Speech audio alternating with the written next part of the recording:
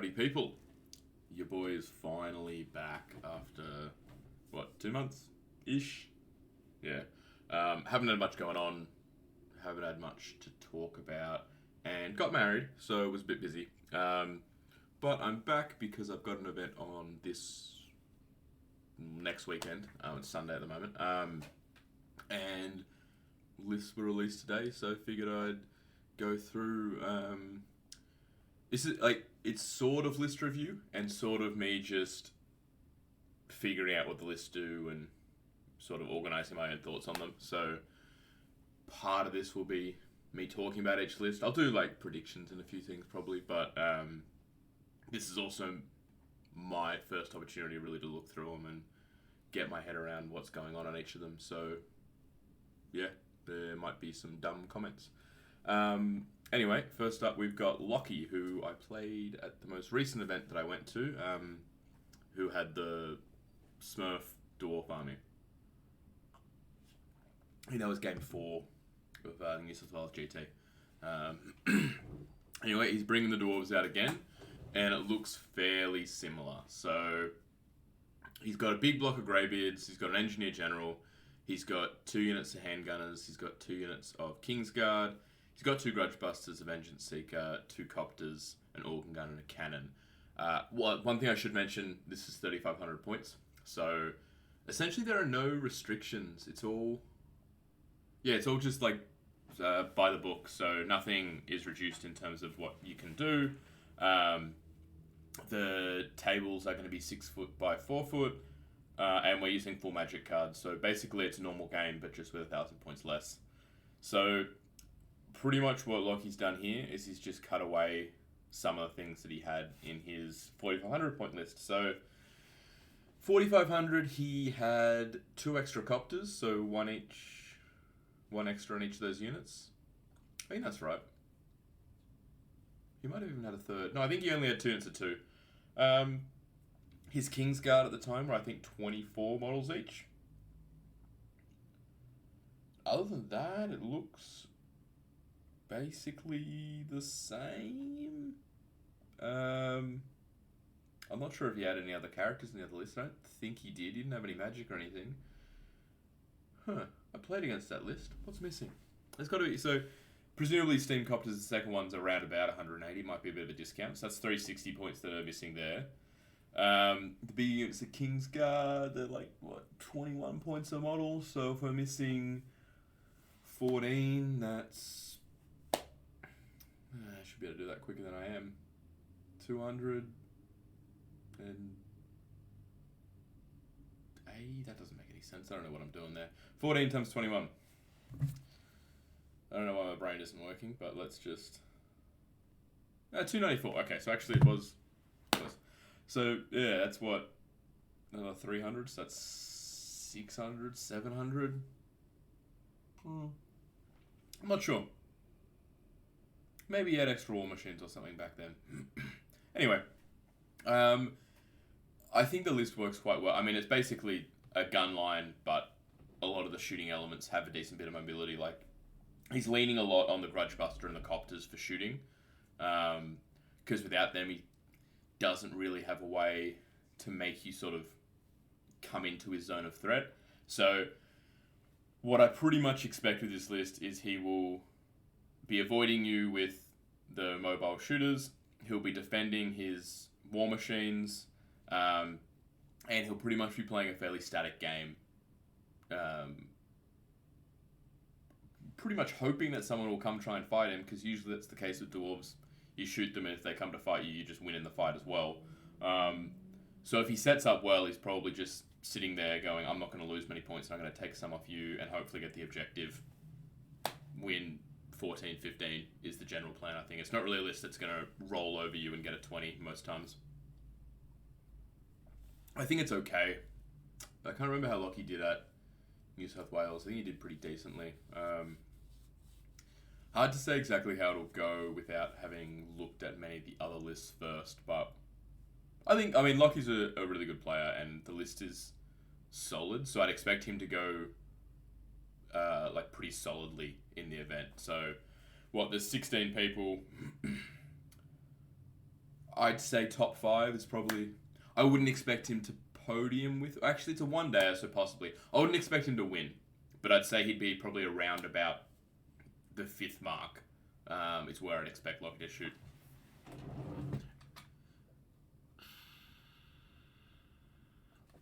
Alright, next up we have the presumptive winner of every event that he attends. Our 2-time reigning master, Bobo. So he's brought the High Elves to this one. I know that he was looking at some Saurian's ideas, but he just can't really get anything together that he likes the look of. So he's gone back to what he enjoyed at 3K BrizCon. Yeah, I think this was his list for BrizCon, or not his list, but something he really enjoyed at BrizCon, which was the High Prince on Ancient Dragon. I did see a few versions of lists, and I think this is a slight variant of what he was sending me beforehand. Essentially, he's got an Ancient Dragon, he's got a Cosmo Master, he's got 2 units of Seaguard, he's got some Lancers, a Phoenix, a unit of 4 Eagles, 10 Grey Watchers, and 2 Sky Sloops. So, it doesn't really look like much, right? Because he's got 1,000 points in a character, he's still taking Wizard Master. And then there's not much combat outside of that. I think it's fair to say. The Phoenix is probably... I mean, the Phoenix is a bit like a Jabberwock in that it's like... It's a support monster. So... You can't just sort of ram it down your opponent's throat. But it is a combat threat, and it is able to do things in combat. So... I mean, realistically, if we're looking here, there's 4 Eagles who aren't much for combat, but... They will take up frontage. They will... would they give cover? Yeah, they'd give cover to the... Like, soft cover to the Ancient Dragon or the Phoenix. There's a lot... I mean, they're also just 200 points. They can easily be chaffed. So, there's a lot that they can do. But they're not a massive combat threat, I'd say. So, realistically, in terms of fighting... Yeah, I don't like this list. Because it's got an Ancient Dragon, and the rest of it I don't think fights very well. It's sort of the story with High Elves, right? Where it's like, you've got to play them quite well, and then they really shine. Whereas up front, they don't look that much. But he's got a decent bit of shooting. I can't remember what Grey Watchers do. They're like... If they hit you, you take a toughness test, I think, and then you have -1 to hit. Which I know that he commented... I believe about the BrizCon list and said that he thinks that works really well with the Ancient Dragons. That's cool. He does have a decent bit of shooting there. And a Cosmo Master's pretty... Like, I mean, it's decent support for everything. It's got good combat spells. It's got decent damage with Ice and Fire or the Snipe. So, he's got a solid range presence. Those Sky Sloops, I think, are like... I think they're like the Grudge Busters, but shooting a little bit better in that they're... 4 strength 5, but they might be like 2+ or 3+ aim. I think realistically the plan with this list is Bobo wants to outrange you, force you to come to him, and then he's got the biggest tool because nothing can beat the Ancient Dragon. I mean, not nothing, but like he's hoping basically that he can just look across and go, I'm going to shoot you, and then when you get close, you can't beat this Ancient Dragon, so maybe you don't want to come close after all. He's only got 3 scoring units. They're pretty decent because Seaguard are a hybrid unit, so they can fight a bit with their spears and everything. So I'd say scoring is still probably a bit light. Probably okay because he's got so much shooting that... I don't know. I don't like the list, actually. I haven't looked at their list in detail, but I wouldn't bet on Bobo to win this event with this list. So what I expect to happen is he'll prove me wrong, but I don't like it. I think that there are a few too many things who might be able to deal with an Ancient Dragon, even just by attrition. Like, the Ancient Dragon... I wonder what agility is. Let's look that up. I've got a few books open in other tabs, but I wasn't expecting to have to look at High Elves.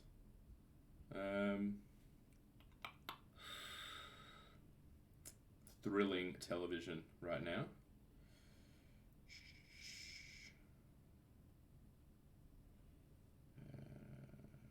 Ancient Dragon, Agility 3. So, like, I mean, spoiler for my list, I've got a lot of stuff, but all of it basically will be striking at least at the same time as the... Oh, actually, no, not if the Ancient Dragon charges me, in fairness, and how fast. I think it's probably 7 because it's a dragon, right? Yeah. So, I mean, if it charges me, it's going to strike before it is, and sure my thing, because Beast Turds are sort of Agi 3 in general. But, like, for 1,100 victory points, and he's only got ability to heal with one spell, and it's only healing one hit point anyway, there's a lot of things that I think can do enough damage to that Ancient Dragon that it's worth just chipping down wounds on him. And there's a few things, like there's probably some KoE Lords who are probably just going to kill that thing if they fight it. So, I don't like it. I think Bobo will win games because he's like such a good player, but I don't think that if he's clashing with a few of the top contenders, I don't think he's going to be able to do it. So I'm going to say Bobo doesn't make the top 3. Probably put him at 4th. But I don't think he's going to win. So I'd say with a little bit of confidence, Bobo's not going to win this event. Again, like Lockie, through being a really good player, and because there's like, I don't particularly like this list. I've seen a bit of Trickett's list and Jamie's list, and I'm like, I reckon they can both beat it. So I'm like, in a one-on-one against one of those top players, if you're on the top table, I expect Bobo to lose that matchup. But I would still expect him to beat most people in the field just through player skill. It's just when there are people that are close to him in player skill that I think the fact that this list is not that good is going to sort of show up and leave him wanting. Which is why, so, I don't know, he might still, because it's a 3-game event, smash 2 people, but then I think if you smash 2 people, you've probably had to play at least one of the top guys, and I think he's going to lose that. So I'm going to say I don't think he's going to win the event, but he's going to be in the top sort of cluster of top 5. Alright, Ryan. He's brought his Miser Demons list out again. Maybe a little bit of a last hurrah before they take away half the things in the book, unfortunately. So he's got a big kitted out Miser. What's he got? He's a Master of Evo. If you roll 1s to hit him, you hit yourself. He's got hard target 1. He's got an extra attack, which probably takes him to 6 strength 5, I think. He's got parry, so that's defensive skill 8 if he needs it, or, normal parry. Smothering Coils, I believe, is +1 strength, or +1 to wound against scoring, I think.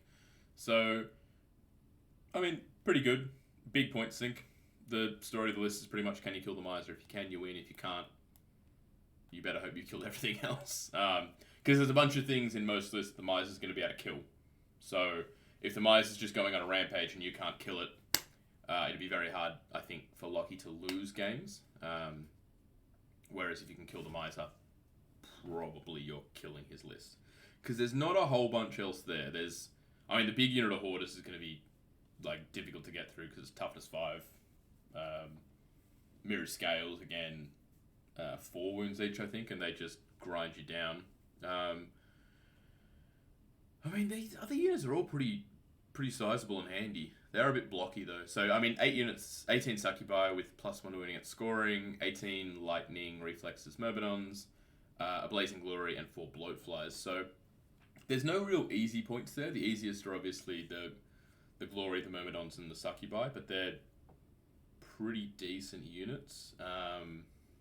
I think this is going to be the kind of list that... he's pretty low on AP around, isn't he? Blazing Glory is obviously good. Bloatflies have Toxic, but other than that, I think he's pretty low on AP, so...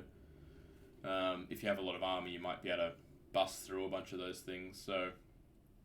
I don't know, I think this might actually be the list that I like the most, but I still don't love it. Not sure. I think this is going to be a little bit dependent on who Ryan gets matched up with. So I'd sort of...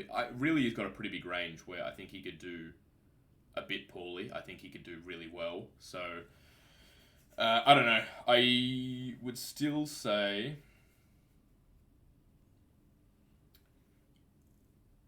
I'd still say he's probably going to get at least one bad matchup in the event, and I think that will mean he probably is not going to win it either. Eventually, we're going to find someone who I think can win. Or we're not, and I'm just going to be wrong about everything anyway. Okay, now we've got... Can I show that? Good enough. Alright. We've got a second Ryan. This one who is taking his Goblin list. So he's got a King on a Gargantula. He's got an Adept of Witchcraft on a Chariot. He has a BSB on a Chariot. He's got... Interesting. Oh, it's a 3 spell Adept. That looks like a very vulnerable Wizard in PSB, though. Anyway, he's got 2 big units of Poison, Fight in a Million Ranks Forest Goblins. He's got a big unit of Bridge Trolls who have Distracting, I believe. He's got 23 Nashers, 2 Nasher Wrecking Teams, 1 Wolf Chariot. So he's not even pretending to have like a unit for those characters to sit in. He's just, alright, baller. And then he's got 2 units of Chaff.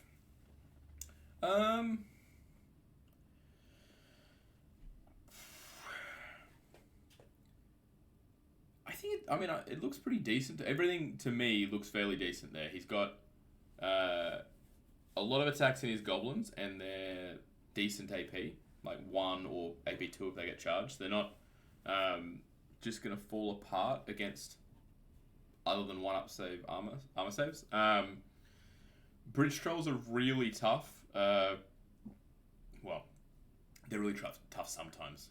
Sometimes they just fall apart, but the Distracting is actually really handy on them, so they're pretty good. Nasher Herder's high agility hand grenade. Wrecking Teams are always problematic. Like, I mean, sometimes you can just shoot them down, but my lists tend to not take shooting, so I can't do that.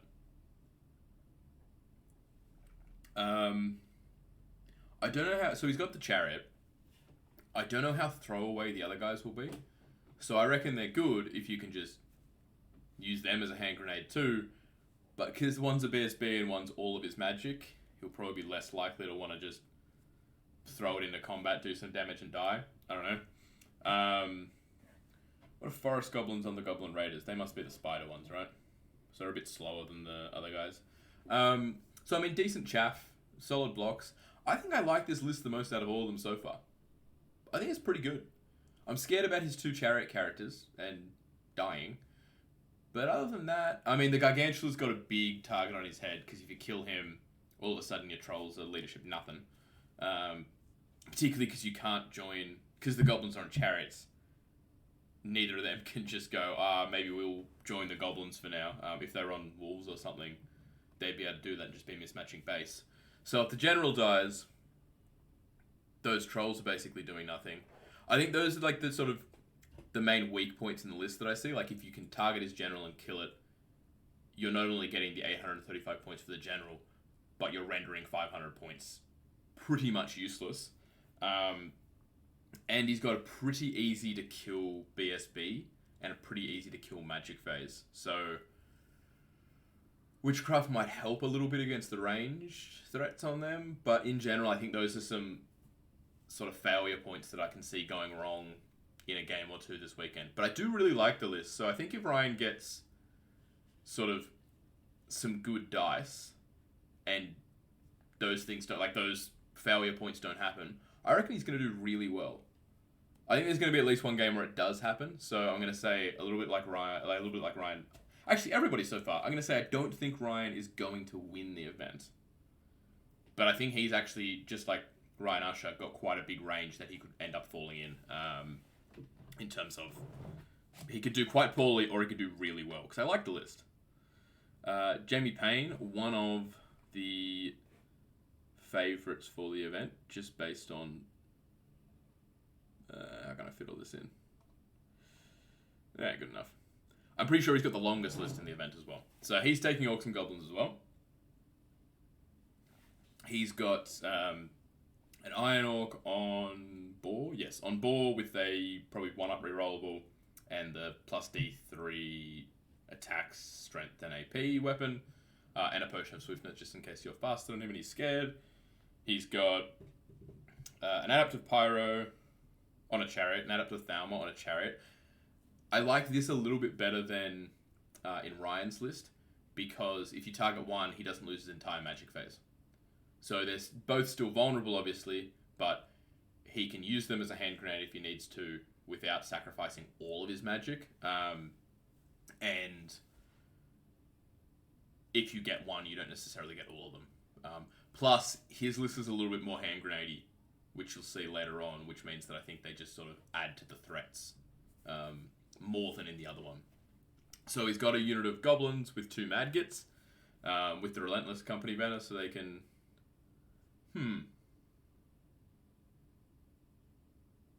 You release them as a shooting attack, right? I'm going to pause myself while I bring this up so you don't have to waste your time. Okay, it's all good. So, he does release them as a stand and shoot or in the shooting phase, but it's not considered a shooting attack. Because I was just thinking, with the Relentless Company banner, obviously the idea there, or one of the ideas at least, is to march up 15 and just send out your Madgets, but then Relentless Company banner forbids you from shooting for that phase, so I thought that was potentially a failing there, but it's fine, so that's all good. Then he's got... Oh no, there's 3, yeah. 10 Orc Bull Riders, they're common, they've got Lancers and a Flaming Banner. He's got a unit of 5 Bull Riders that are feral, so those are his 3 scoring units. Then he's got 2 Chariots, 2 Wrecking Teams, 3 Scrap Wagons, 4 Bolt Throwers, and a Great Green Idol that is his BSB. I'll be honest, I've heard more about this list than in fact, I haven't seen it at all. So, but I've heard that it's quite annoying and quite difficult, and quite strong, I should say. So, I think mainly it just works on the fact that he's got a million threats on the board, and so he can declare like 7 charges in the charge phase. Probably not that many, I guess, because he's got so many random movers, but you get the idea that there's just so many threats on the board that it's almost impossible to deal with all of them, and all of them, because they're doing impact hits or going through you, or they're just a 90-point bolt thrower, they're basically just doing damage and then dying probably, but they're doing more damage than... They're doing more in terms of their points worth in damage than they are worth themselves. And then on top of that, obviously, he's got GGI, which is really good and like a good wall. He's got a really good Orc General, who can be in the Bull Riders, but he could also be a Cavalry whenever he needs to. So if he needs the range protection, he's got a unit to give it to him. And yeah, I expect this is basically a list that just creates chaos on the board with very cheap hand grenades that is difficult for you to sort of trade well with. It's hard for me to really sum up how it's going to play or what it's going to play against, because I don't understand it very well. So, like, I think I understand the core concept of it. I think. I could be wrong. But it's hard to say whether that's going to do well in this field or not. But I hear really good things, and Jamie's one of the top players, so I will put him as a definite contender to win. I'd say, like, almost certainty of a podium. I'm going to say certainty of top 5, almost certainty of a podium, and then I'd give him, I think he'll be one of either 2 or 3 probably that I would give a chance to win. Now we can... let's not zoom in because my list is also long. And here's me, our MVP. So, forgive me for a little bit of a ramble here, but I'm going to talk more about my list probably than most others. Sucks to be all of you. So, I had a poll on YouTube and on the forums, and actually I didn't check what the forums one ended up at, but essentially there were 3 options of lists that I was considering. Number 1 was like hard as nails, toxic, unfun to play against list. One of them was like nice, chill, just there to have fun list, and then one of them was like sort of mid range, and like I think it was good, but probably not so toxic. So it looks like late in the day, the chill list won on the forums, but because the YouTube poll was heavily favored in terms of the toxic list, I've gone with that. Actually, that's not the reason that I've gone with it. I am going with the list that I considered probably the strongest, but also kind of toxic because of all the single models. But I don't actually think that was because all the polls ended up that way. It was just what I sort of decided on doing. I was having a really tough time deciding on a list here. I had the dwarves were my like chill army where I was just like, I'm going to take, MSU, MMU, all combat, and just have a bit of fun. And knowing I wouldn't have answers to a bunch of the things in the field. Ended up not wanting to go with that because I was like, I think that I might get frustrated. It might just be a point where I'm like, all right, one game is good. I don't want to play games 2 and 3 when I know that this list is pretty crap. So didn't go with that. I had another Beast Herd idea, which was like quasi Chariot Star. So basically just with one wizard and with everything sized down a little bit. I had a Demons list, but I couldn't transport my Omen on Throne very well. Like I can do it when we're driving somewhere, but I can't really do it on a flight because I'm a dumbass who didn't magnetize wings. So anyway, I had a Warriors idea that was it was sort of like the other contender towards the end, which was like Feldrek Ancestor, Chosen Lord, and a bunch of Chosen and Warriors because I like Chosen. Ended up going with this one mainly because I was like, I've never really tried this kind of list to the nth degree. A decent few people are voting for it. I already know in terms of the polls, the other one that is like up there as a contender is the Dwarves, and I've decided I don't really want to take them. So I wasn't really even happy submitting it, but I ended up going, all right, we'll submit this, we'll take it, we'll see what happens. If anybody whinges about playing against it, I'm sorry. I know. But, I mean, we'll see. We'll see what happens. So, in terms of what is in it, I've got 4 Centaur Chiefs all kitted out pretty much to close to their maximum of allowance. One of them, they've all got throwing weapons, and 3 of them have paired weapons. One of them has a lance. So, the paired weapons build, one of them is toughness 6, no armor save, but a 4-up regen. The other one has a 2-up armor, 5-up ward, and the other one has Destiny's Call, and that's my general. The other guy I have is my favorite Minotaur Warlord build, but just sized down. So what does he lose? I think he loses the ward save, basically. So he's got a shield, he's got with Obscuring Fog, he's got Wild Form, and he's got a lance with Supernatural Dex, and then he's got a Potion of Swiftness. So he's Agility 4. He goes to 6 because of his weapon. He gives you -1, and then he can go to 9 with Potion of Swiftness, or 10 if he charges. So, essentially, if he charges you, unless you're Agility 8 and have a Potion of Swiftness, like 8, 9, or 10 and have a Potion of Swiftness, he's going to strike first. The other thing about Obscuring Fog is it will help the other things in the list, because so long as my Centaur Chief is not touching my other models, so not in the same unit, or not because of maximization having to be in base contact with my own models. Maybe? No, that's Entropic Aura that does that, actually. Again, I'm going to look up another thing, so I'm going to pause this. Oh, where are we? So I've misremembered. I tell a lie. His maximum is 9 because he doesn't get the +1 for charging agility bonus.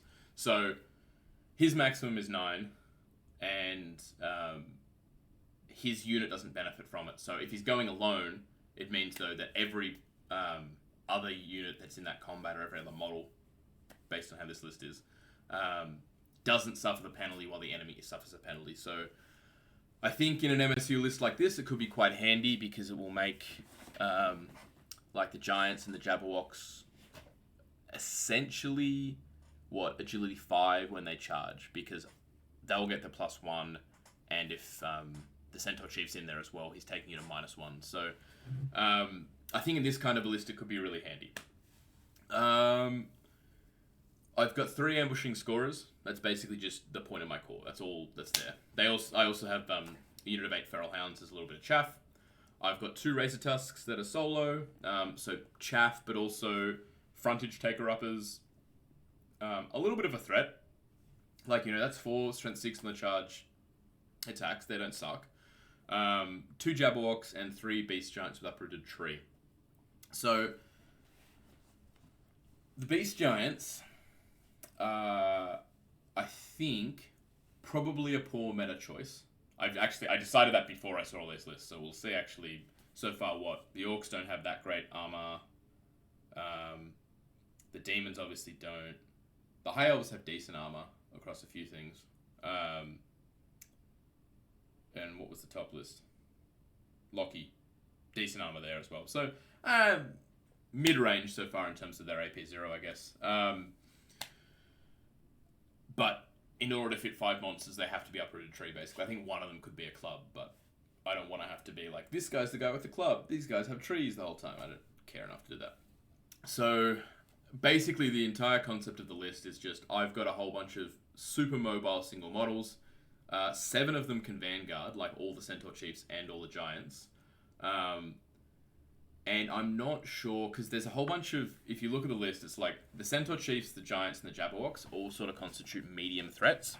So if you look at the Ancient Dragon or the Miser, for instance, or even the Gargantula, they're sort of the kind of threats that I'm like, well, particularly because they're all characters, my Centaurs can't gang up on them.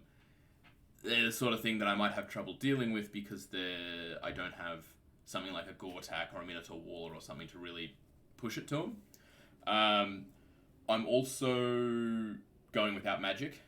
I could have afforded it if I think if I dropped a Jabberwock was sort of the plan or the idea that I had. And then I could go magic and then another Razor Tusk. But I didn't. I think that the extra monster is just better than magic at this point. And yeah, I don't really know if I have sort of strong enough threats to actually win games. It might just be a point where like I get out there and I'm like, I can't fight things that are very tough. So we'll see how it goes. Obviously mobility is my main advantage. So we'll just see what happens. It's going to be an interesting experiment at the very least. I think because they're all single models and because, perhaps arrogantly, I'm quite good at the movement phase, I do expect to be able to have a lot of options in a lot of games. So even where I'm like, this isn't a great matchup, I reckon there's going to be time, like my opponents are probably going to be looking at it going stressed out because I've got so many options on the board, and it might cause mistakes on my opponent because I've got so much there, even if played perfectly, perhaps I wouldn't have had many opportunities. That's the idea.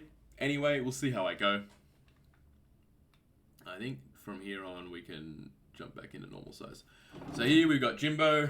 He's taking warriors. He's got 2 lords, 18 warriors with Halberd's Pride and Zealot's Banner, unit of Barbs, a big unit of Sloth Chosen Knights with Banner of Speed. Banner of Speed kind of, I guess, counter... what's the word I'm looking for? It's not complementing. There's got to be a word for that I'm not thinking of. It's like not really complementary to the Sloth restriction, I guess, but Banner of Speed's good on Chosen Knights, so I don't think it really is likely to matter. 6 Wretched Ones, which are an absolute nightmare. And then another Wretched One, which is less of a nightmare because there's only one of them. I hate playing against Wretched Ones because all my armies tend to have so little armor. Anyway, the Lords are probably the most important thing. So, one of them is on a Chimera. So he doesn't have wings, but he does have... So what, Hellforged Armor is a 4-up. He's got a shield, takes him to a 3-up. He can't use it, so actually it's 4-up. Gladiator Spirit is +1 and parry, so he's got a 3-up. Then he's got Talisman of Shielding, which is a 5-up. Luck of the Dark Gods takes him to a 4-up. Halberd with Kingslayer, he's going to ignore the first hit that he suffers, and Sloth will mean that he is toughness 6 unless he's charging over 10 inches, I believe. This is warm. Other one is Karkadon. He's on a Karkadon, I should say. He's got what? It's going to be a 1-up because he's got Dustforge, so 1-up rerollable with a Halberd.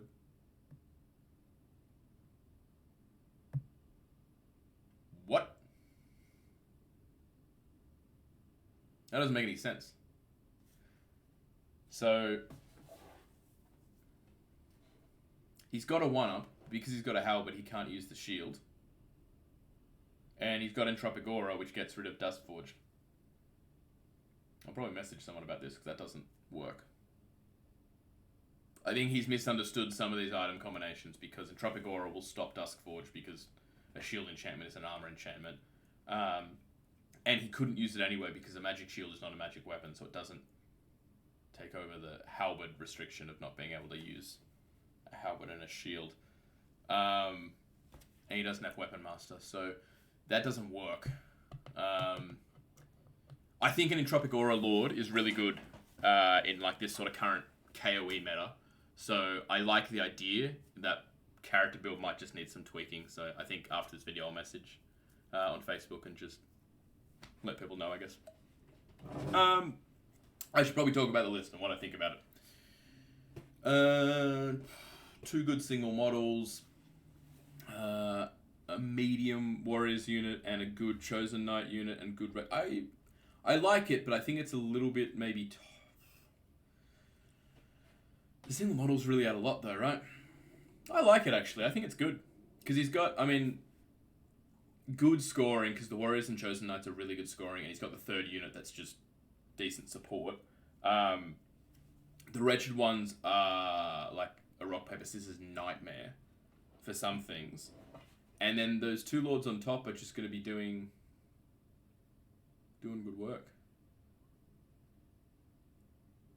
I actually really like this list. I don't know Jimbo. I've seen him on the forums. I think I've seen him on the old Wargamer AU, I think it was. The old Australian forums. I don't know how strong of a player he is. I suspect because I don't see him around very much that he doesn't play super often. So I'm going to say again, probably can't win because I doubt he's one of the strongest players there. But I think this list is really solid, and I think that he's easily going to be able to win 2 games, depending on who he matches up with, obviously. So I'd pretty confidently place this list in the top half. A little bit pending what we can do about this Karkadon Lord. Because, what's the alternative? Let's say we play him rules as written. He's got a 1-up armor against shooting or a 2-up in combat. He's only got 3 wounds. I think he's decent, but I think he's likely to die. So... Oh, but he's going to be sitting in the Sloth Chosen, obviously. So... Making them stronger. Making them a Death Star. I don't love it. I'd rather him be a cowboy. In which case, I'd rather him be on a Black Steed rather than on a Karkadon. But I still think he's... No, with only a 2-up, he's not protected well enough. I think he's going to die a lot if he's playing rules as written. So, if this build isn't allowed to be updated, I'm still going to say good chance of top half, or decent chance at least. But if this build is allowed to be rewritten in sort of the spirit that I think he's going for, which I assume is an Entropic Aura guy. Shouldn't be playing with that. In his Chosen Knights, I think, assuming that Jimbo is like, yeah, look, sometimes he's going to be better as a cowboy and I'm going to use him as such, because I think that'll be necessary in some matchups. Or his list will be a bit too Death Star-ish and limited in the options it has. I think that if this is being rewritten to be a little bit more optimized, I'd be confident in saying top half. All right, Glenn. Here we go. Man, switching from the Wakachangis to the Freshie. Freshly not so fresh no more. Anyway, what does Glenn have? He's got dwarves, and looks pretty MSU-ish. So, he's got an engineer general who's got a dispel scroll sucked in. Glenn, I don't have any magic. He's got 2 units of MSU Greybeards who are sort of like a quasi BSB. He's got some handgunners. He's got a unit of warriors. Got 2 grudge busters. Grudge busters are always good for dwarves, I think. 2 units of 3 hold guardians, some miners who are great for objectives. So already he's got 7 scoring units. So if we're not playing banners, Glenn's great on objectives. He's got a Vengeance Seeker, he's got 2 Copters, he's got an Organ Gun and 2 Ballistas. The Organ Gun is rune crafted. I think this is the kind of list that is up to the player. Which actually, I think I say a lot about Glenn's lists from memory. So, there's a lot of very reasonable things here. He's got good MSU combat potential. He's got good shooting support. He's got strong leadership all across the board. And he's got good chaff options. 1, because he's MSU. 2, because he's got the Copters and the Vengeance Seeker. I think it's a really solid list that basically will take Glenn as far as he can push it. It might struggle against like a real pushy KOE type list, or maybe a list like mine that's really just going to be rushing and having a lot of angles of attack and trying to pick off the weak parts. I think what I would want on these guys is a champion, because I'm presuming a lot of the time he's going to want to run them in Conga formation, and I think 3 Hold Guardians in Conga with a champion are actually a good, maybe not answer, but a good sort of threat for some of those KOE lords, because they're still going to be strength 6, AP 3, assuming that he wants that, in the matchup. So they're still actually threatening to do damage and kill, or maybe not kill the cowboy, but definitely weaken it. Sort of thing that they might be able to charge. They got 3 wounds, so it's probably not going to be work as chaff. Anyway, so a little bit like the Minotaur Dart or the Bruiser Dart, I would like to see a champion up there just to expand his options, because it's only 20 points, and we could probably find that. I mean, these guys don't need a banner.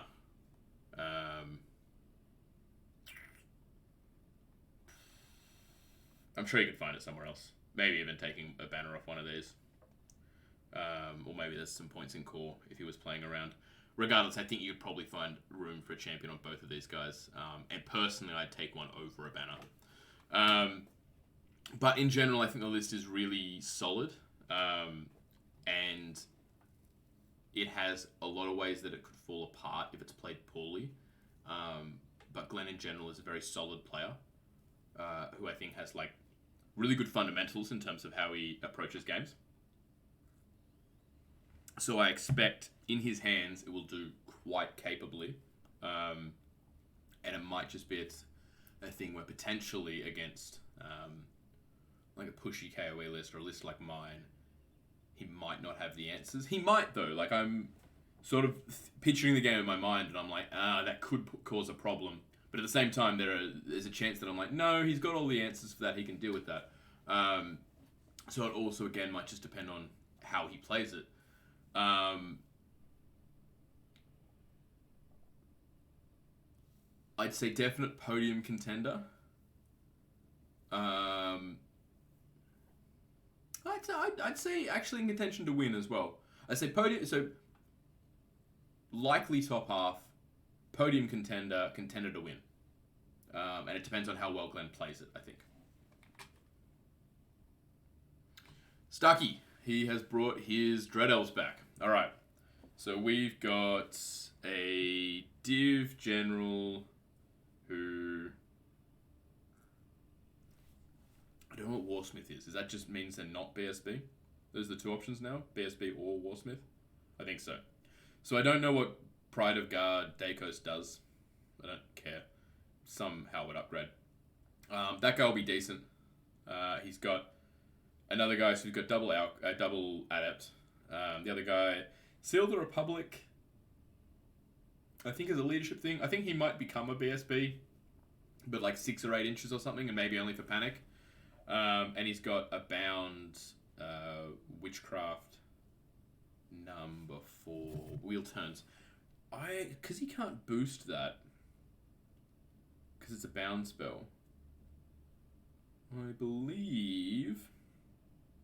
So always, and the small is hit. So we can make something hit on 4+. I don't reckon that's very valuable for Dread Elves these days. The old one was crazy good. But these days, with how Witchcraft's changed, I think that item not that valuable. Because, I mean, Dread Elves, if they're hitting you on a 5+, like, something's going wrong. So it's quite niche that will be helpful. And you hitting Dread Elves on better than a 4+, I mean, more common, but... I mean, Temple Militants do have poor defensive skill, I think. But even still, I don't know if it's worth it. Anyway, 2 solid combat characters who are probably going to sit in one of the 3 blocks to come because they give like battle focus or hatred and random other things. So a big unit of Temple Militants with a Flaming Banner, 2 Shadow Riders for some chaff, a big unit of Obsidian Guard, a big unit of Judicators, a big unit of Dread Knights, and then 2 units of Black Cloaks. I actually really like this list too. Am I just in a better mood after a beer? I've liked a lot of lists that have come as opposed to the start ones. Those 3 blocks are tough. It might be a little bit... I might have enough single model tricks that I could potentially cause problems for him, but less so than a KOE player who's got better characters than me. But...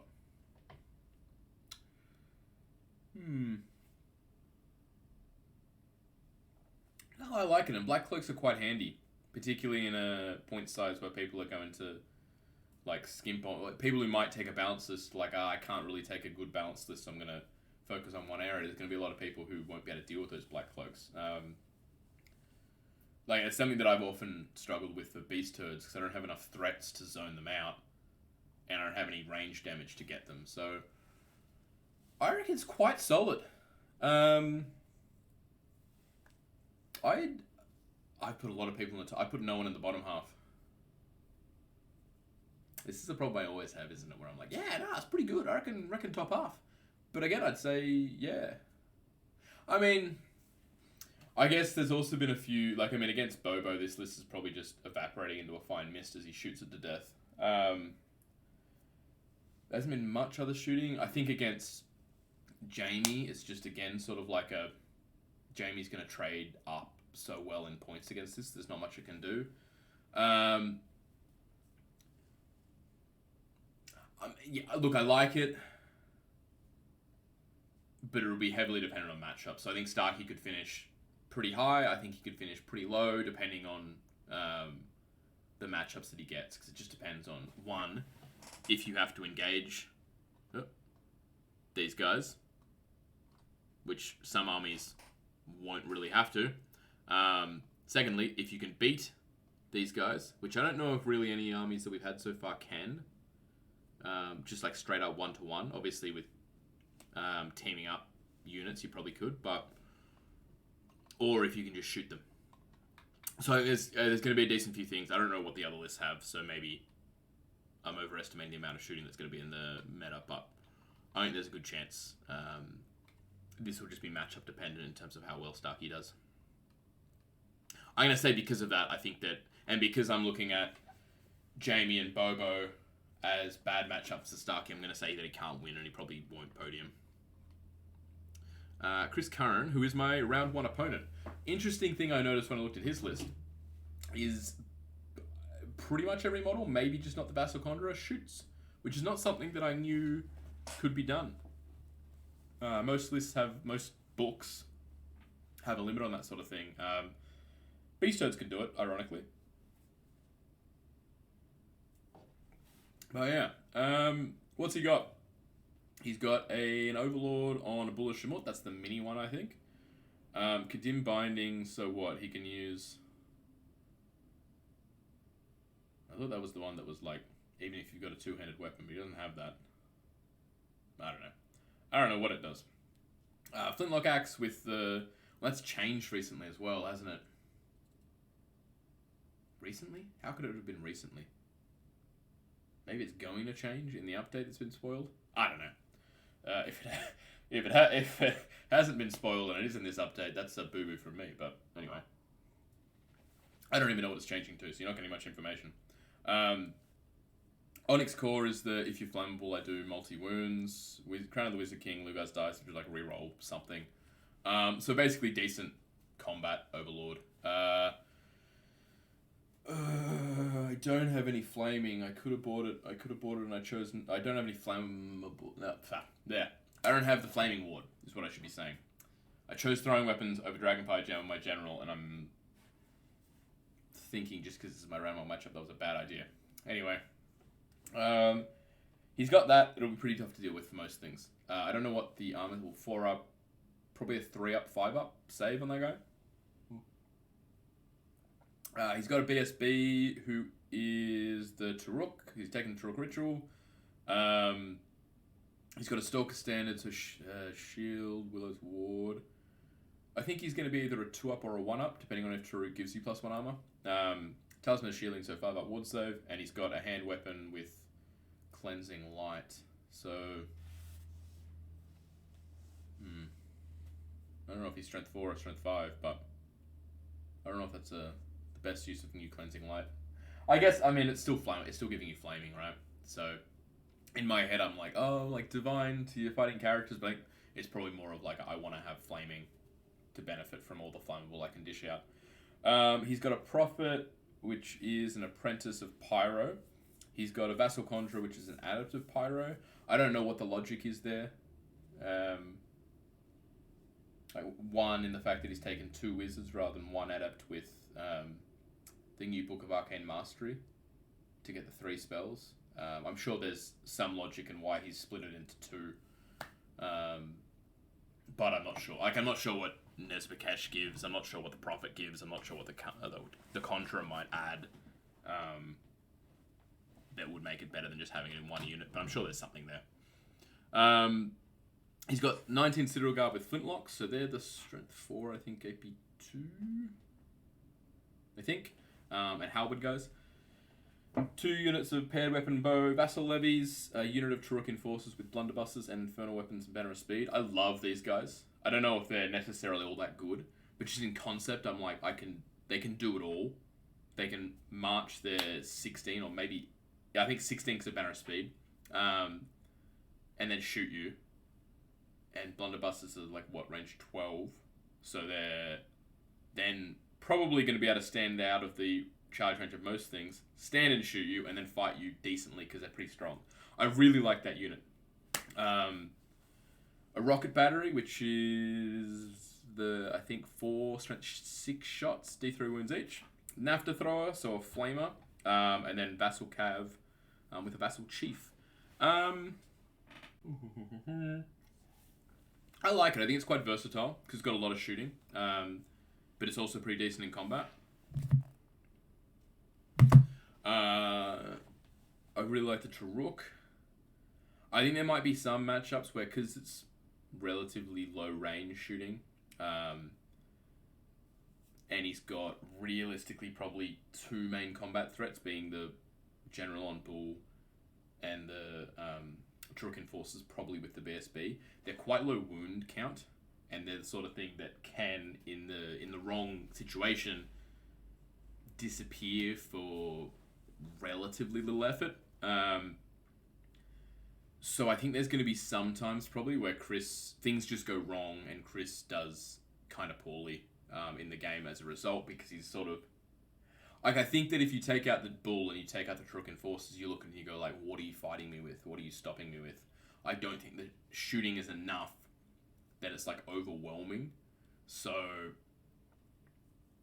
I think there's going to be some matchups probably where the army falls apart because a few things have gone wrong.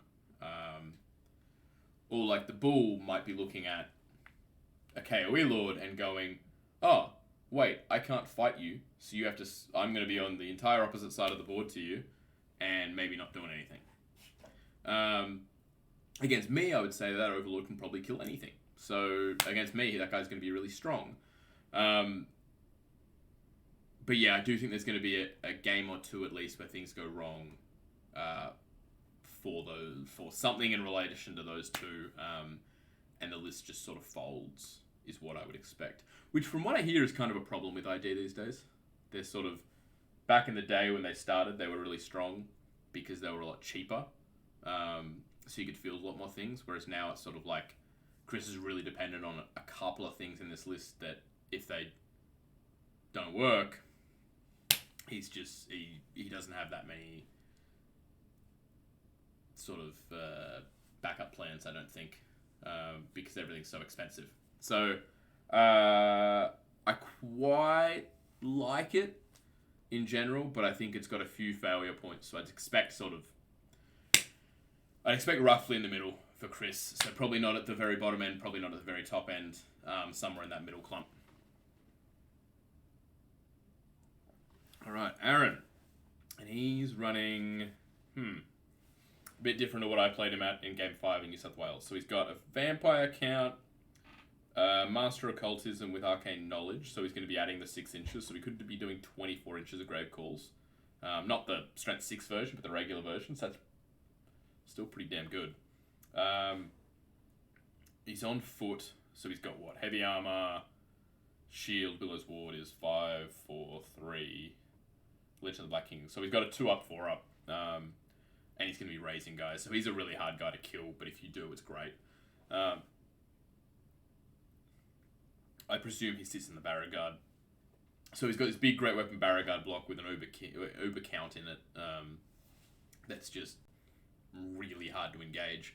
He's got 3 Banshees, so like chaff, range damage, and a damage boost in combat for units, depending on how he needs to use them. I think they're really handy, and they probably look pretty good in this kind of list.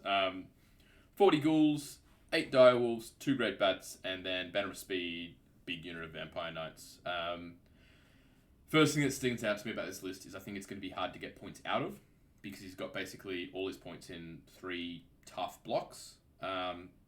He doesn't have that many raises, so he's only going to be able to do, 1 raise. So he won't have the healing that vampires normally do, but he does have realistically 5 units of chaff, good range damage potential, a Barragard block that's going to be almost impossible to beat unless you're really prepared.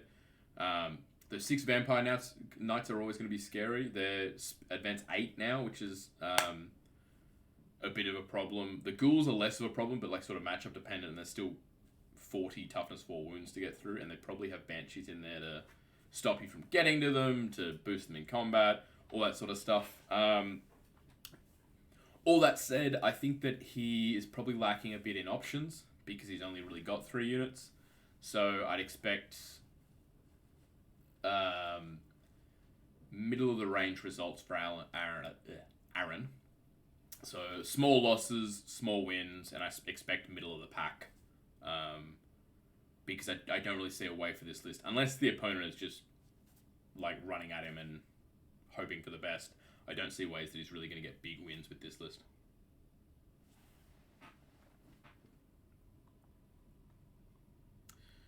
Triggett, another one who is surely in contention to win.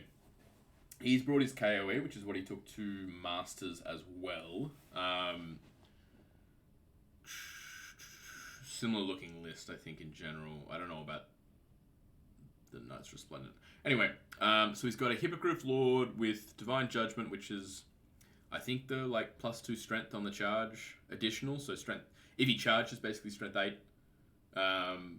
And then off the charge strength 6, but only if he originally charged. Sainted and Honor. So Sainted's a little bit different now, but Honor, I think, is giving him maximized again. So he's got 46. So he's got a, as opposed to the old events 10-1, he's got a shorter maximum, but he's still super fast within his possible 20. He's got a BSB on Hippogriff with Tristan's Resolve. It's a really good build. Yeah, Tristan's Resolve to break your magic weapon. He's got then Ghostly Guard, which benefits from the fact that you just broke your magic weapon. And Excellence, which...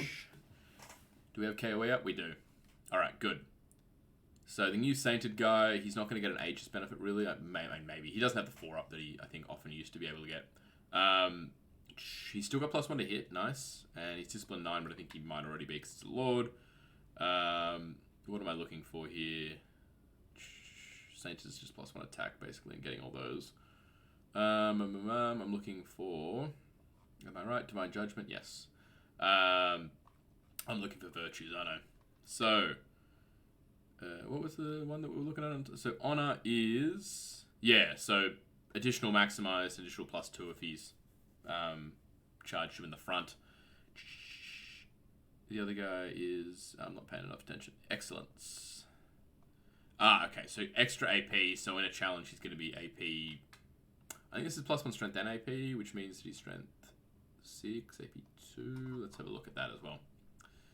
+1 attack and AP, so he's actually going to be strength 5, AP 2, or AP 4 in a challenge, and you can't decline his challenge. Unless, of course, you are a champion. So we can't force the champion to accept. But if there's a character in the they have to accept, unless the champion accepts. Cool, so they're both two really good characters, really hard to deal with. Really good saves too. So 12 Feudal Knights with the Banner of Protect them from shooting and the Bound Hereditary. 9 Feudal Knights who are flaming. 12 Resplendents who are super fast. Castellan's Crest is, I think, like the countercharge banner. One use only may be activated immediately before declaring a charge with the bearer or the bearer's unit. Failed charge rolls may be re-rolled. Okay, so it's basically, if they fail a charge with their advanced 9, they can re-roll it, which is super good. It's a movable hill. If there are... must be re-rolled. But you declare it before declaring a charge. So you actually don't fail and then go, I'm going to use my banner. You go, I'm going to use this banner for this charge. Which is interesting. Okay. That's actually quite a good mechanic, I think. That's quite clever. Cool. He's got some chaff, and then he's got, what, Ladies Courtier, Courtier of the Dawn. Is that just the Druidism one? Courtier of the Dawn.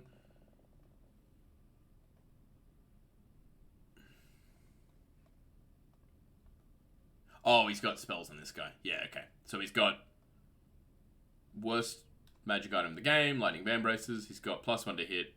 He's got a Hereditary, and then he's got the number 1 from Shamanism. Okay, cool. And this guy's also a pretty good fighter, I believe. Well, yeah, pretty good fighter. And flies. Okay. I should say what I mean. It's Dave. It's a list that he drew first at Masters with tailored down a little bit.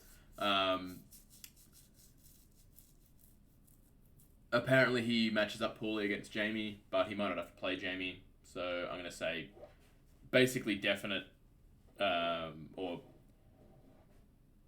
definite top 5. Very likely podium. First contender. So we've got first contenders at the moment are who? Who have I said? Trickett. Glenn. Jamie. And I haven't... Yeah, I didn't... did I? Maybe Ryan. I can't remember if that was one that I said was a first contender. Potentially. Cool. Now we go on to Trav. He's got a Cosmo Master. He's got a Pyro Adept. Sucked in. Anti-magic items. Doesn't help you against me. He's got a Knight Commander on horse with Lighter Sonistyle. He's got a Martial BSB with Death Cheater. He's got 8 Electoral Cav, which I assume is where the Knight Commander goes. Some Crossbowmen, some Heavy Infantry, some Imperial Guard, which is probably where the BSB goes. Rangers, who are just criminally cheap.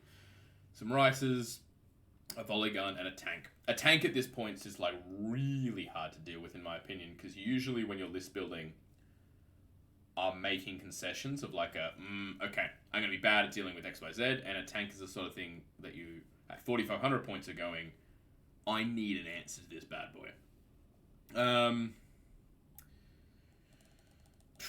Good Magic. And 660 points is not really an overinvestment at this point. So I think that's good. I think it's a really strong Magic phase.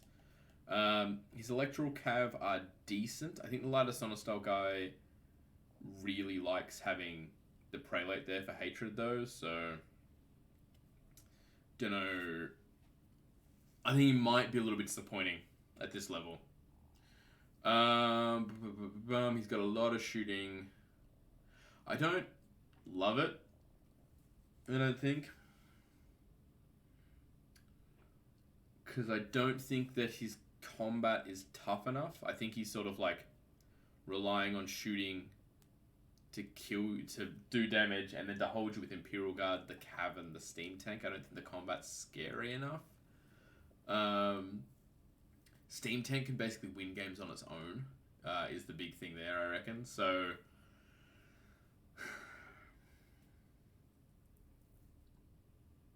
I don't know. I don't love it, but I also routinely underrate Empire lists. Same as High Elf lists, where I'm like, yeah.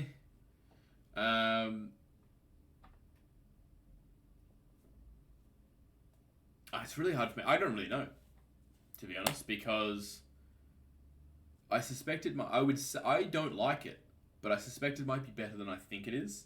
And I think this is sort of like I can't really see the way that it wins, but it is playing a style that is basically the opposite to how I generally approach the game. So, and a Steam Tank is just crazy good. So, I don't know. I think Trav could finish anywhere, but I probably wouldn't expect that he wins because a Steam Tank is almost killed on the charge by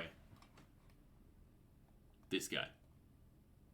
So all of a sudden his strongest tool, if he plays against one of the top contenders, is blown up. So I'd say probably not going to win, but I don't really know. So I'd say anywhere from contender for podium, or if I am right and I think the list is a bit shit, then pretty far down the ladder.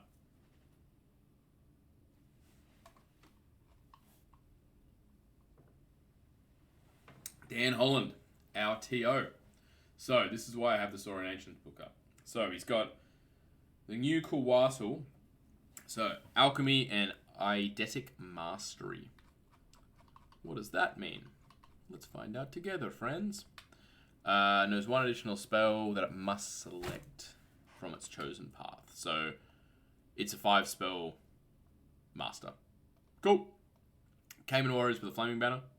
Great. They're the small ones, so they're only strength 4. Strength 4, res 4. Yep. Cool. Raptor Pack again. Are these the spitting guys? They don't have it. So the counters core when they're big. They don't have either of these because they're not allowed to have it. So it's basically 2 strength 4 attacks, the toughness 4. Yeah, I mean they're probably cheap, right? Yeah, they're pretty cheap. So decent support combat unit. Cayman Elves with a Koru Stone. What's a Koru Stone? What are we doing?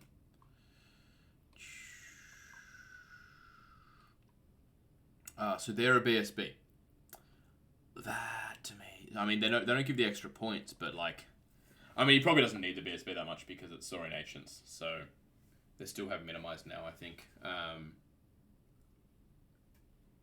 And they're not a host unit, I think, because you have to buy it. So I think this is a pretty vulnerable BSB for mine, but I'm not sure they actually need it so much. So, like, as opposed to other lists, it's probably not as big of a deal if you happen to kill these guys. Rippers, they're pretty much the same, I think. Pterodons against good armor, they hit you better. Same as the Skink Ganillas. Marking Lures. Scent Marker, okay.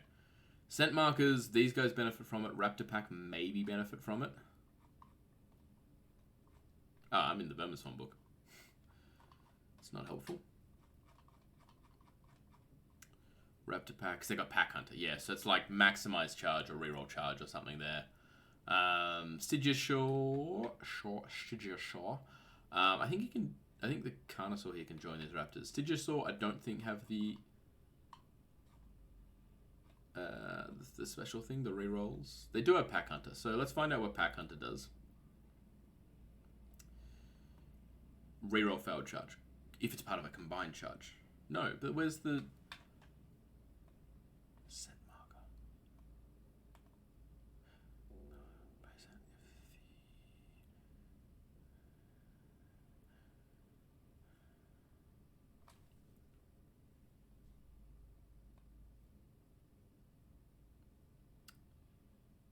There's something here.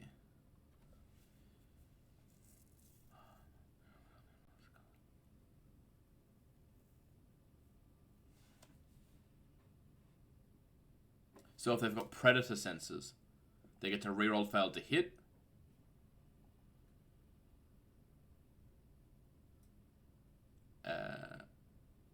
With close combat and shooting by the looks of it. Whatever. So predator sensors is what we're looking for, which the Raptors don't have. Oh wait, it's in attack attributes, okay. Raptors don't have. Rippers do have. Stitchies do have, and the Kano does have. Okay, cool. So these guys are dishing out rerolls to hit for those guys, basically, and these guys. Really hard for me to say how this is because it's such a new book, but what have we got? We've got a block of Cayman, a block of Raptors with a Carnosaur in there. Stygosaurs are good. Rippers are handy. I have no idea. Aaron's going to finish somewhere. I've given you a vague idea of what's in it, but I don't really know how it works.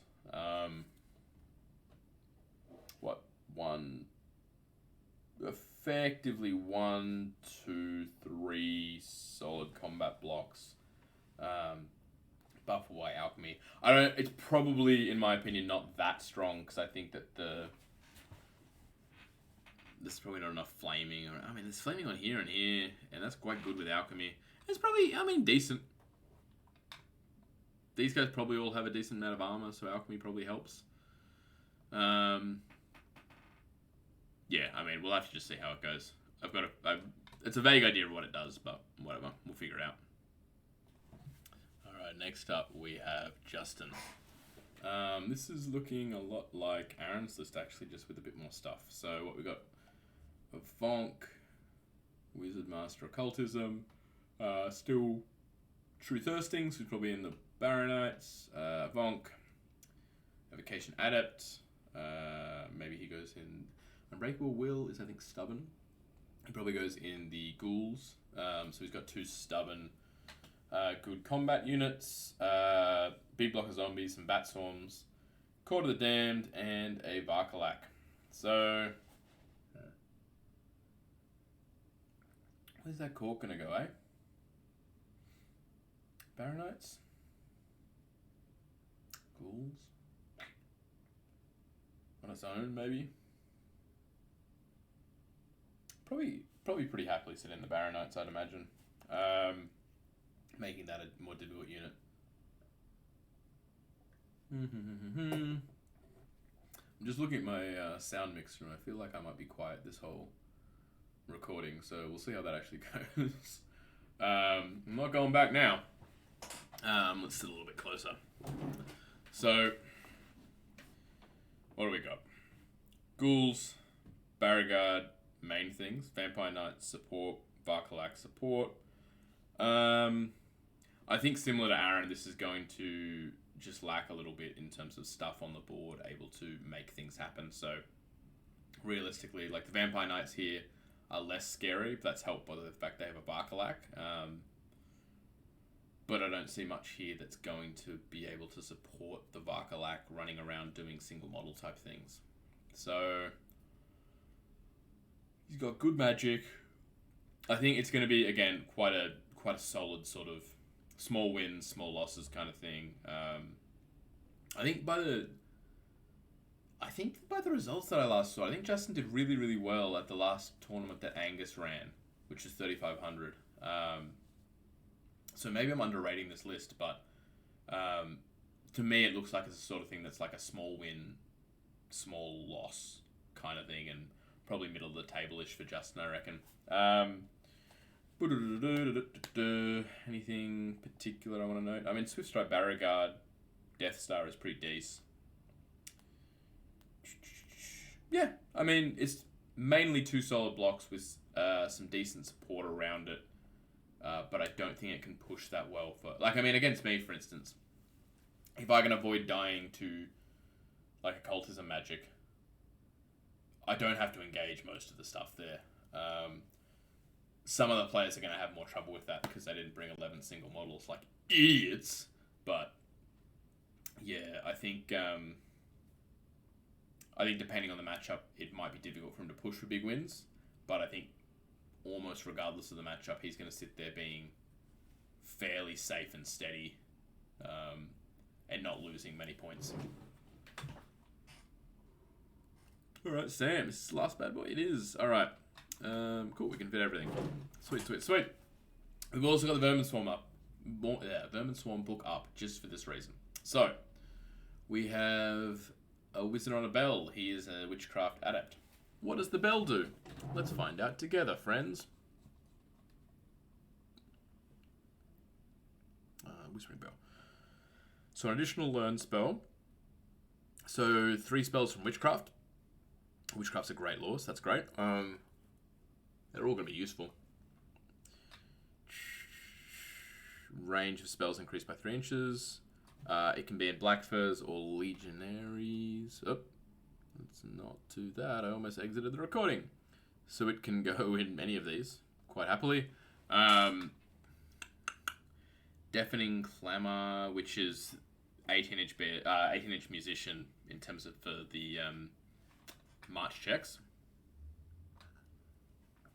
And they gain ages 6+, but Gigantics and Contracts don't get that in 12 inches. Okay, cool. Adept of Thalmar. Orator's Toga. I think that gives you Stand Behind. Stand Behind, yes. Okay. So he gets to hide, which is cool. Vermin Senator, which is the general, on a senatorial litter with a Storm Rocket. I've heard good things about this these days. Where is he? So, aim 2+, range set to 24 inches, weapon gains, flaming attacks, volley fire, mishap, roll to hit, sure. With weapon hits, it causes d6 hits, whose strength is set to 5 and whose armor penetration is set to 2. Cool. 3 assassins who are just fucking murderous together. So, no penalties for refusing a duel, and the one with +1 feature other Duskblade assassins. So basically, if they're in contact with a character, they're all going to have 2, 3, 4, 5, strength 4, poison, AP 3, multi-wound 2, divine attacks. It's pretty decent. Black Furs, who are just real good. Legionaries, who I suspect is where the bell will sit. Big unit of Fethus Brutes, and then canister launchers, rotary gun. I'm not sure if the hotfix is in effect for this. The canister launchers, that hasn't been released.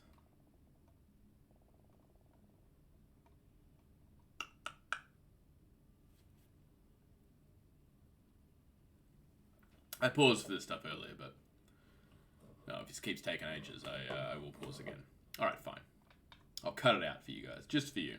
Alright, I don't see any announcements on the page, so I assume a hotfix has not been announced. There is a hotfix coming in, which I think limits these guys to 4. I'm not sure. Let's find out what the canister launchers and the rotary gun do. Canister launcher, it's a 3x2 catapult, so it should hit 6 models against most units. Range 18, but I think those weapons teams can move and fire. Toxic attack, and Trial and Terror is like +1 to wound, so...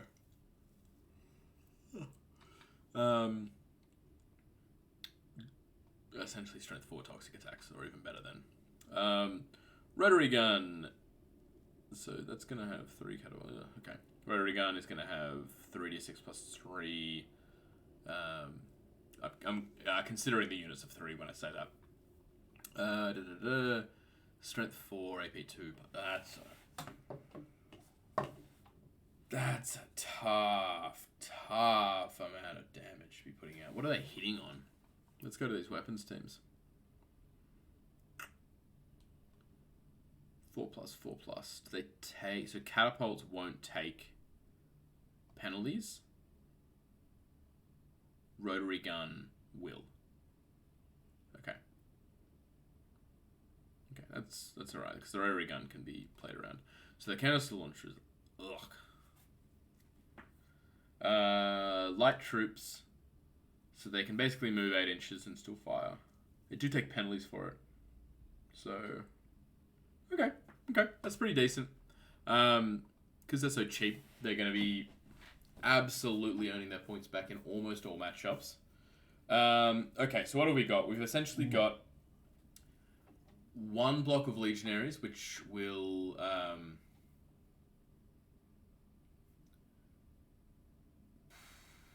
I mean, not necessarily be hard to kill and not put that much output, but it's going to sit the bell in it, and it's going to have the general able to hide behind the bell. So in order to get to the general, you're going to need to kill that bell. Is it hard to kill the bell? Again, let's find out together, team.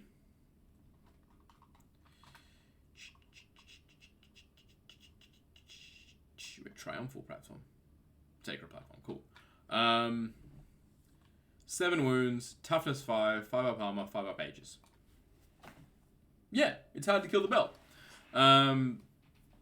Cool. So, these 2 units are going to be very hard to kill. He's got good magic support around them, I feel. The Fethys Brutes are really, really tough because that's 30 toughness 5 wounds that just dish out so many attacks.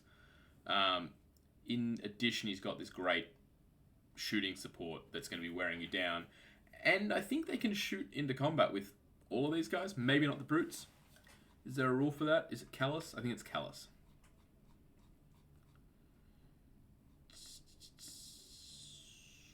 Callus. Panic. Shooting. Cover. Not for line of sight. Roll the hit as normal against intended target. So yeah, they can. So these guys can also just shoot into combat, presuming they have Callus, which I'm sure they do. And the assassins can just pop up, I believe, wherever they're needed. Maybe not in the Fethys Brutes because they're not the same size, I expect. Okay. I think this is an excellent list. I think it's going to be really hard to beat in combat. I think it's going to be really hard to stay away from it ranged. If you can find a way to get rid of these guys, your problems are so much easier. So, yeah, I mean, that's going to be the name of the game, I think, is for most of the time, assuming that you can't easily engage these guys while Sam is advancing cohesively and supports himself, these guys are the main threat that you need to deal with. So, realistically, if you can deal with these, if you can send something, even if it costs more points to kill, probably worth it to go out and deal with these because it makes the rest of the list a lot more limited, I guess. The assassins, can they leave a unit? I think they can once they pop up. Verminstorm has special rules where like they take terror or something, but regardless, I'm pretty sure these guys can leave. So, I think really how well this list does depends on how well an opponent's list can. Because I don't think, in general, with Verminstorm, you're probably not going to be able to fight the Black Furs or the Fethys Brutes one-on-one, just straight up into the front. Because of that, you need time to move around him, expose the fact that he's just slow blocks, and the weapons teams are what is causing the problem there, which means that you need to deal with the weapons teams. Who can deal with weapons teams? I think that Jamie can. I think that Trickett will struggle if Sam plays it well, I expect. Because he doesn't have enough single models. Okay. Yeah, so I think this is a really strong list. I think that Jamie probably has good answers. I think I have a sneaky good amount of answers. Because I've got so many threats, I've got so many single models. I think that it's going to be hard for him to sort of set up in a way that corrals them all. The problem is Sam doesn't have to advance because he has the range advantage against me. So, realistically speaking, there's a decent chance that our game is a bit of a standoff. In general, I mean, Sam's one, strong player, and two, I think his list is very good. So I'm going to say Sam is another contender to win.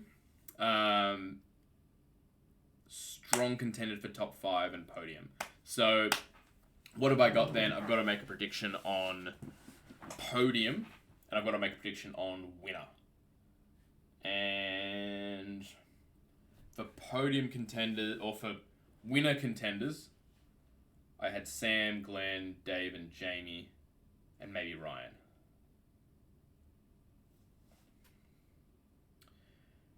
So let's say the podium, as I see it, I think. No, we're gonna stay with our vibe and say Bobo's not gonna make it. Bobo's not on the podium.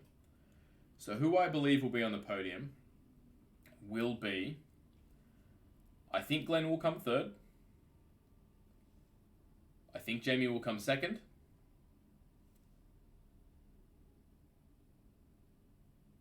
And I think Glenn will come third. I think Sam will come second, and I think Jamie will come first. That's my predictions for the top 3. So Jamie's going to win, Sam's going to come second, Glenn's going to come third, and we're all going to have a great time. Anyway, I've been here for almost 90 minutes, so I will let y'all go. And I hope you had a great time listening to this one. I'll catch you guys on the next one. Thanks, lads.